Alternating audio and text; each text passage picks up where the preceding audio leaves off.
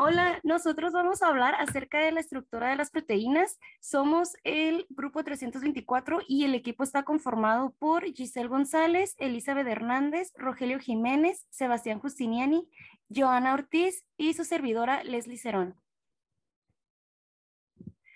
Vamos a hablar acerca del índice. Tenemos 3 puntos por hablar: introducción, desarrollo y conclusión. En la introducción vamos a ver acerca de la definición y la estructura de las proteínas. Posteriormente, en el desarrollo, vamos a ver las 4 estructuras de las proteínas nuevamente, y como conclusión, su función y un breve resumen con la finalidad de que a ustedes les quede completamente claro cuáles son las estructuras y dichas funciones. En la introducción, vamos a hablar acerca de la definición de las proteínas. Las proteínas son los materiales que desempeñan un mayor número de funciones en las células de todos los seres vivos. Van a formar parte de las estructuras básicas de los tejidos, como por ejemplo los músculos, los tendones, la piel, las uñas, etcétera. También van a desempeñar las funciones tanto metabólicas como reguladoras, como por ejemplo la asimilación de nutrientes, el transporte de oxígeno y de grasas en la sangre y la inactivación de materiales tóxicos y peligrosos. Estos elementos químicos se van a agrupar para formar unidades estructurales llamados aminoácidos. Ellos también pueden ser llamados ladrillos de los edificios moleculares proteicos, y en forma general se pueden clasificar de 2 maneras: una, holoproteínas, y dos, heteroproteínas. Eh, es muy fácil saber cuál es cuál, ya que la holoproteína se va a encargar exclusivamente de unos aminoácidos. O sea, si solamente está constituida la proteína por aminoácidos, se le va a llamar holoproteína. En cambio, si está constituida por algún otro tipo de molécula, será heteroproteína. Entonces, holo cuando solamente es por aminoácidos, y hetero cuando es por otro tipo de molécula. Y existen 4 tipos de estructura.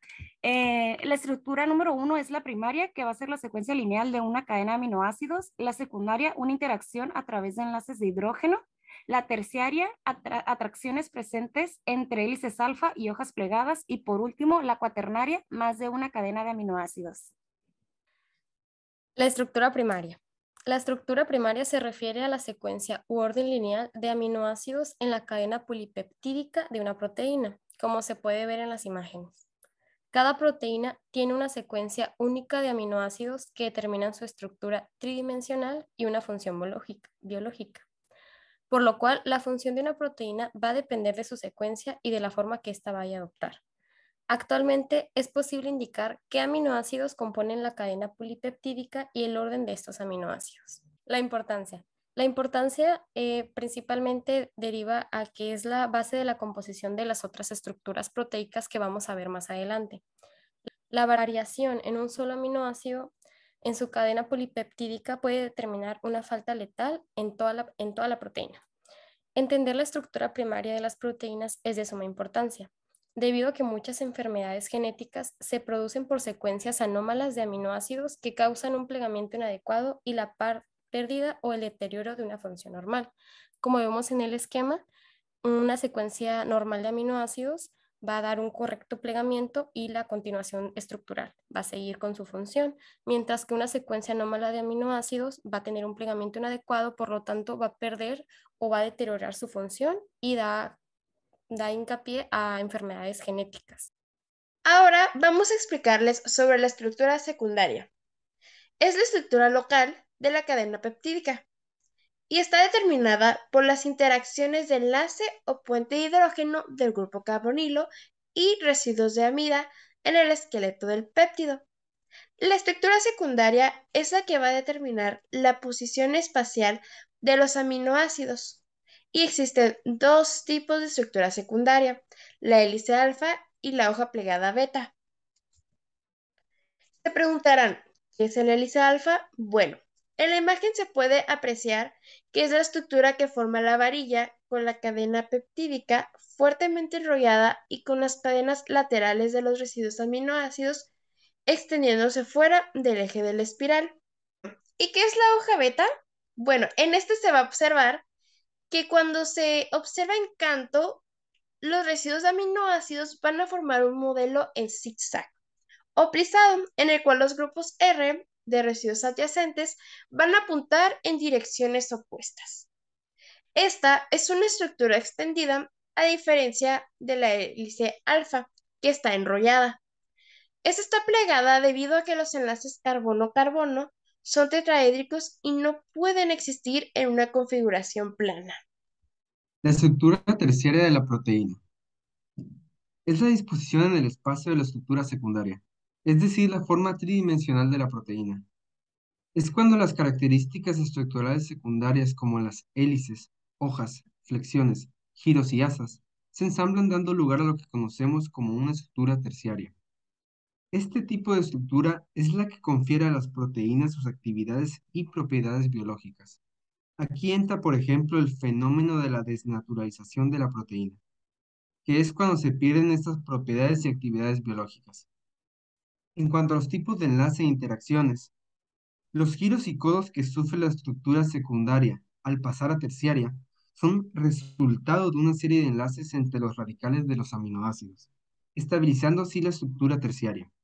Estos vendrían siendo los puentes disulfuro, los cuales son covalentes, los puentes de hidrógeno, las fuerzas de Van der Waals y las fuerzas de London, interacciones iónicas e interacciones hidrofóbicas.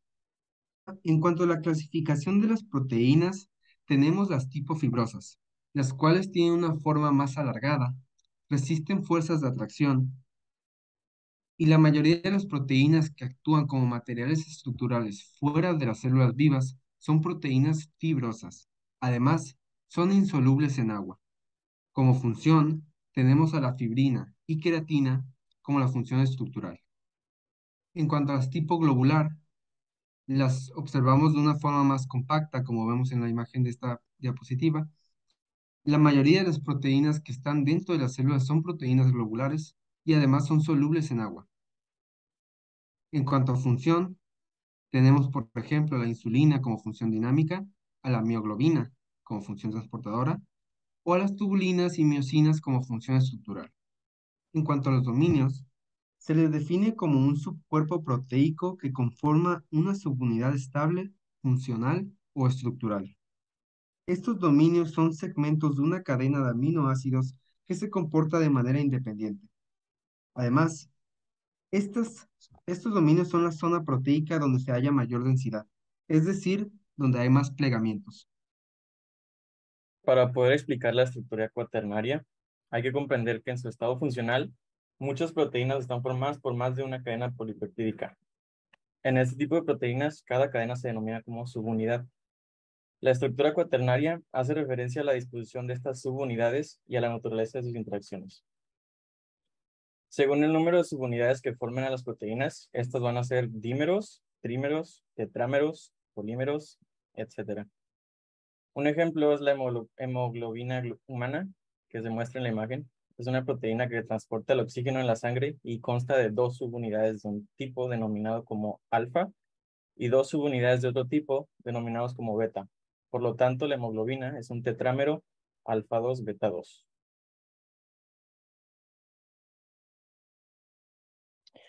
Como conclusión, haremos un breve resumen para recapitular el contenido visto. Vamos a empezar con algunas funciones generales de las proteínas. Las proteínas son enzimas que catalizan reacciones, es decir, las aceleran. También brindan soporte mecánico a células y tejidos, por ejemplo, el colágeno y elastina, que forman tendones y ligamentos. Transportan moléculas o iones, como la hemoglobina, que transporta oxígeno a la sangre. También transportan señales entre células, como la insulina, que controla el azúcar.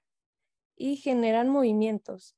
Un ejemplo es la miosina, que proporciona fuerza motriz a nuestros movimientos. En cuanto a sus estructuras, en la estructura primaria, la secuencia de aminoácidos es importante, ya que cualquier cambio que exista en su secuencia provoca mutaciones genéticas, como la anemia drepanocítica en la hemoglobina. En la estructura secundaria, las hélices alfa las hallamos en la queratina, mioglobina y hemoglobina. En la estructura terciaria va a haber proteínas fibrosas, que son estructuras fuera de las células como colágenos y elastinas, y proteínas globulares que van a estar dentro de la célula como la mioglobina. Finalmente, en la estructura cuaternaria se encuentra la hemoglobina, que consiste de 2 polipéptidos de alfa-globina y 2 de beta-globina.